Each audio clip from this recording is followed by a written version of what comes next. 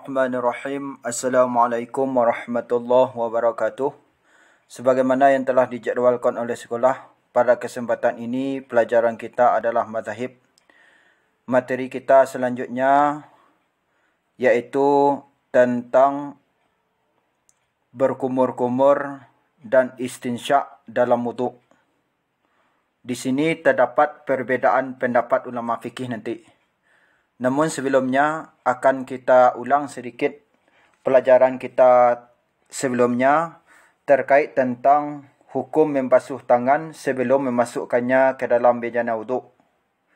Telah kita dapatkan kemarin dari uraian pelajaran kita, setidaknya ada 6 pendapat ulama fikih secara rinci terkait tentang menjelaskan apa hukum membasuh tangan sebelum memasukkannya ke dalam bejana wuduk. Pendapat yang pertama yaitu sunat secara mutlak.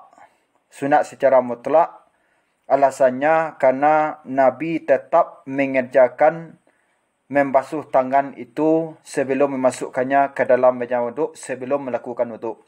Kemudian pendapat yang kedua, sunat bagi orang yang ragu tentang suci tangannya. Bagi orang yang bangun tidur, dia ragu tentang suci atau tidak sucinya tangannya, dia disunatkan untuk membasuh tangannya itu sebelum memasukkannya ke dalam bejana. Kemudian yang ketiga, ada yang mengatakan wajib ketika bangun dari tidur. Kerana ulama fikih ini memahami hadis di atas itu di saat seseorang bangun dari tidur, dia membasuh tangannya sebelum memasukkannya ke dalam bejana. Kemudian ada yang mengatakan wajib ketika bangun tidur malam. Bagi ulama fikih yang memahami tidur yang dipahami dalam hadis ini, tidur malam. Kemudian ada lagi ulama fikih yang mengatakan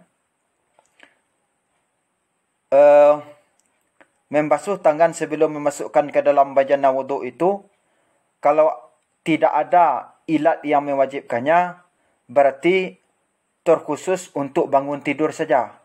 Kalau ada ilat yang mewajibkannya, berarti wajib menurut pendapat ahli fikih ini membasuh tangan sebelum memasukkannya ke dalam bejana wuduk di saat seseorang ragu tentang kesucian tangannya suci atau tidak.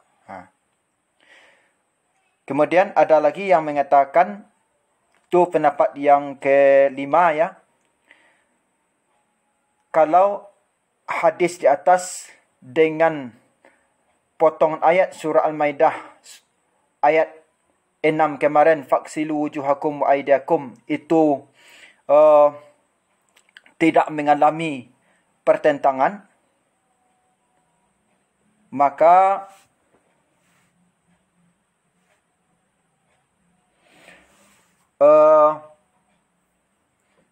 wajib untuk hukumnya membasuh tangan sebelum memasukkannya ke dalam bejana wuduk. Itu yang kelima. Kemudian yang keenam, jika hadis di atas bertentangan dengan potongan ayat faksilu wujuhakum wa aydiakum, artinya dalam hadis di atas Nabi memerintahkan membasuh tangan yang sifatnya sunat, sementara dalam ayat nyata-nyata sudah menjadi rukun, berarti sudah bertentangan, maka hukum membasuh tangan ketika bangun dari tidur hukumnya sunat. Itulah sekelumit pelajaran kita terdahulu sebagaimana yang telah kita jelaskan. Akan kita lanjutkan pembahasan sekarang tentang hukum berkumur-kumur dan memasukkan air ke lubang hidung dalam wuduk. Bismillahirrahmanirrahim. Al-mas'alatu tsalitsatu minal arkani. Masalah yang ketiga adalah di antara rukun-rukun wuduk. Ikhtalafu fil madmadati wal istinsyaqi fil wudu'i ala thalathati aqwalin. Telah berbeza pendapat mereka ahli fikih tentang berkumur-kumur dan memasukkan air ke dalam hidung dalam wuduk atas 3 pendapat. Jadi tentang hukum berkumur-kumur dan memasukkan air ke dalam hidung ketika hendak wuduk, menurut ulama fikih ada 3 pendapat. Qaulun innahuma sunnatani fil wudu'i. Satu pendapat sesungguhnya keduanya berkumur-kumur dan memasukkan air ke dalam hidung itu adalah sunat keduanya dalam wuduk. Wa huwa qaulu Malikin wa Syafi'i wa Abi Hanifah.